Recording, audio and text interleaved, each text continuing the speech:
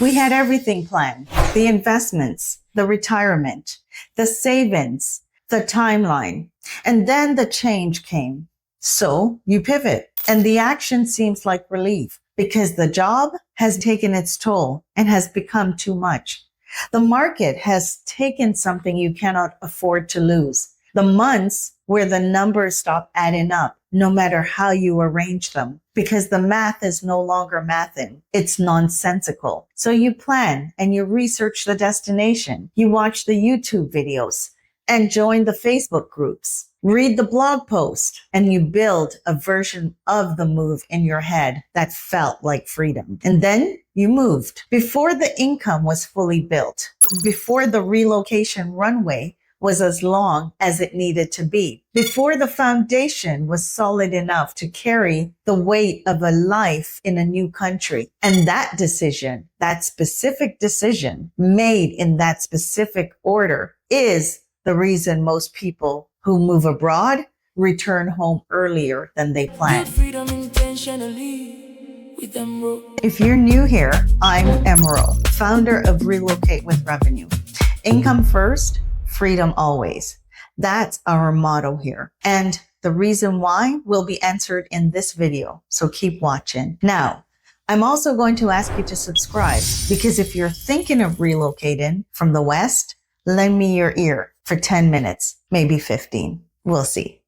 A Remitly study analyzing over 7,000 documented experiences of expats who returned home gives us the clearest picture we have of what actually drives people back. Roughly 40 to 50% of the returns are financially related, not because the destination was wrong or that the dream was wrong, but because the runway ran out before the revenue was built. Savings depleted faster than projected. The first year's costs are normally more expensive than everyone thinks or calculates. Also, the exchange rate fluctuates, and that is normally not calculated. So the buffer was there until it wasn't. 31% cited homesickness, and it is real. But the research shows something important. Homesickness is survivable when financial pressures are absent. It becomes unbearable when the money is running out. The loneliness and the financial strain arrive together. The truth is, more often than not, people cite homesickness as their reason for returning because it's the go-to or default answer. Of course they are homesick when their accounts are overdrawn and their credit cards are maxed out. Now, I'm not trying to throw shade.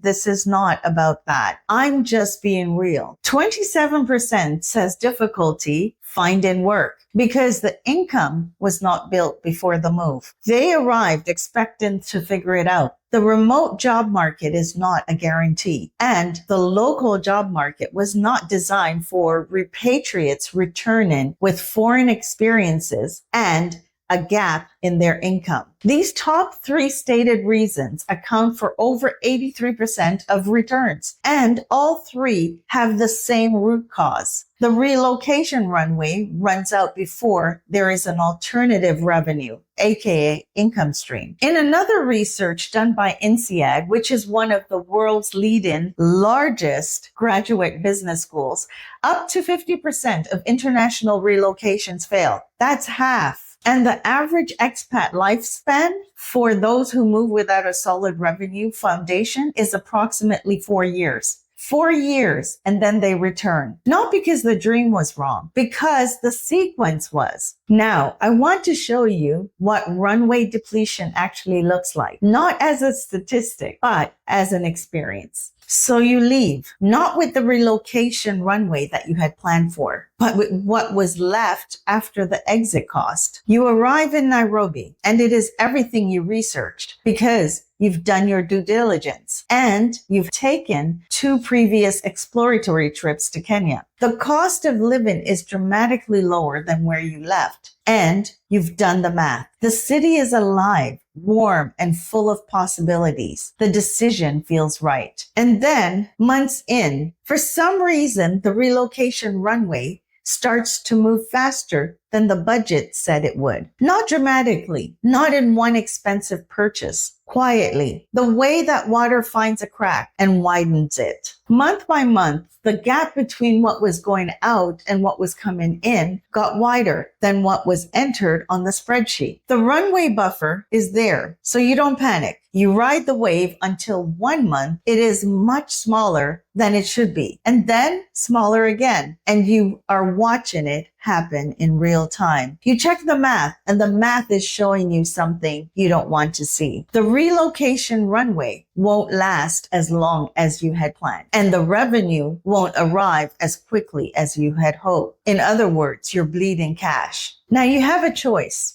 3 choices, in fact. A, you can wait and hope that your views on YouTube will pick up. Not. YouTube won't save you. That would make a really good video title. I should actually do a video on that, but let me stay on track. B, you can go hard and build an income stream. Or C, you can leave. And that is what most people do. And that is what separates the people who make it work from the people who go home. The people who make it work decide to do so. I know what that moment feels like because I'm not describing someone else. I'm describing myself. So if you go back to this video where I talked about the middle class trap and to this video where I went into detail about the bylaw change, I did say that the changes that happened were to my clients. And this is not a lie. What I did not say is that I was the realtor and also one of the homeowners. I watched it happen to people I was serving, and I was living the same version of it myself. I had to endure the change to the bylaw, the fines that came without warning, the equity that was consumed by the carrying costs during a market that had been flooded overnight because every short-term rental operators in that jurisdiction was hit simultaneously. The forced sale at a loss, that was me. So when I arrived in Nairobi, I rented. The wound from that loss was too deep and too fresh to consider buying a property in a new country. That was not the plan I had originally built, but it was the right decision given what the trap had cost me. And then the depleting runway in Nairobi, which started to erode faster than what was budgeted for, that was also me. But I can honestly say I am grateful for that experience because there was a light at the end of the tunnel, and I had to go through the loss in order to rebuild. Call it what you may, my come to Jesus moment, the phoenix rising from the ashes, my redemption moment. Regardless of what you call it, it was my experience to learn from in order to share and to help others so that they can choose the right door in which to go through. So speaking of doors, let's have a look at the different options that you have. Door number 1, take heed and prepare appropriately or walk blindly through door number 2, which is the relocation trap. Regardless of your choice, I'm here delivering the message. So don't shoot the messenger, because that's door number 3, which is cutting off your nose to spite your face. When I saw the runway burning faster than projected, I chose not to wait.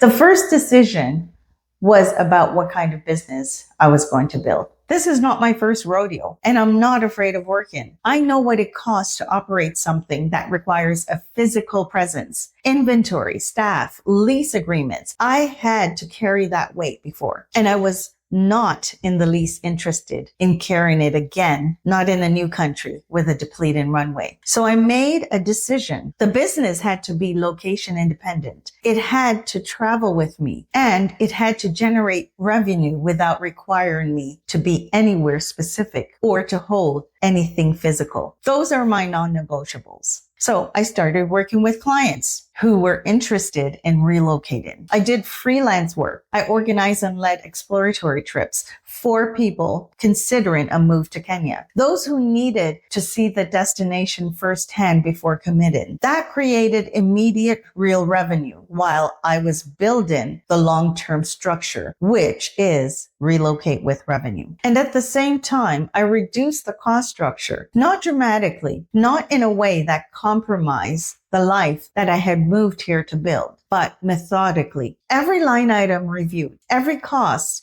that was not serving the plan was removed, because the gap between what goes out and what comes in is not just a revenue problem. It's a cost problem. And you can close that from both ends. Now, why am I telling you all of this? Because you might be thinking of relocating. And I want to spare you from the real reason why the majority of people return home. And oftentimes into a worse situation than when they left. I want to spare you the stress and the heartache of figuring out how you will make it work month to month. I want you to relocate the right way. I want you to relocate with revenue. So I went through the minutia of online business models and I came up with my reduced list of location independent businesses. Number 1, freelance services. Number 2, e-commerce without inventory, i.e. drop shipping, print on demand. Number 3, service-based consulting that would be delivered remotely. Number 4, content delivery that builds an audience. And number 5, coaching and mentoring. Now, this is where it becomes specific. You don't have to do all 5. In fact, that would be self-cannibalism. So the key is to design your own proprietary ecosystem of 3 of these subsets. Think of them as spokes on a wheel, and at the center are your clients. Initially, the hub of the wheel might look like a tricycle. Over time, as you grow your clientele base, it evolves into a motorcycle wheel and then a car wheel. And what you want to get to is something like this. And that is when you can sell a piece or all of your business. I hope that this is starting to make sense. You're not building a business to take on stress indefinitely. You're building a business to eventually exit the business. And if you build the business in the right way, you will be able to sell a part or all of it. That's it. This is it.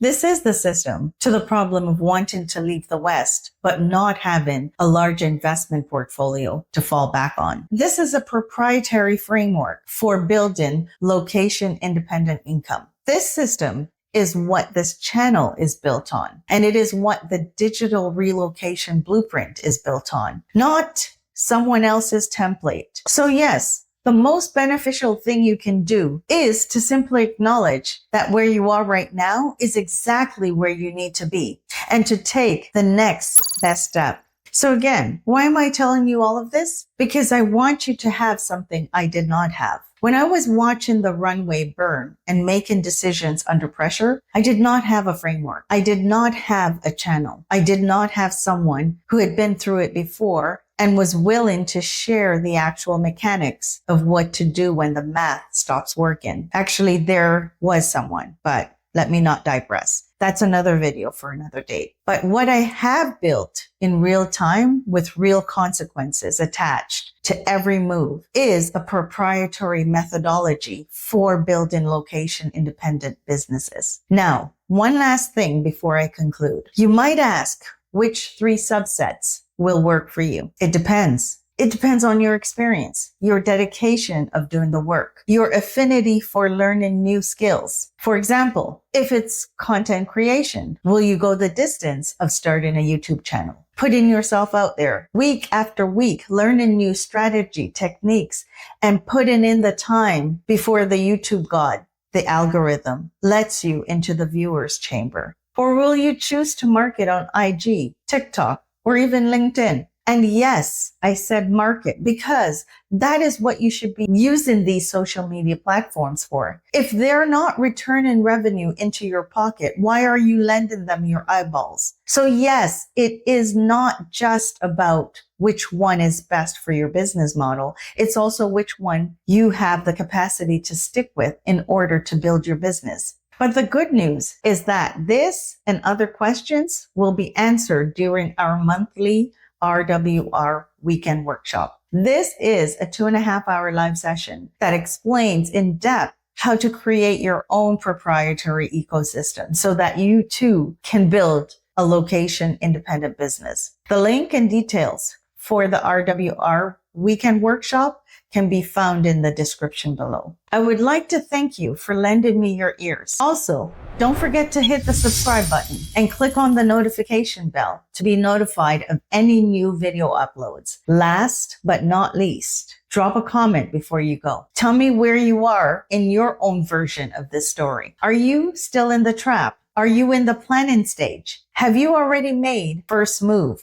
Or are you repositioning? I read all of the comments, so go ahead and drop yours. I'm Emro for Relocate with Revenue. Don't wait until you move to start earning location independent income, because income first, then freedom always. Peace.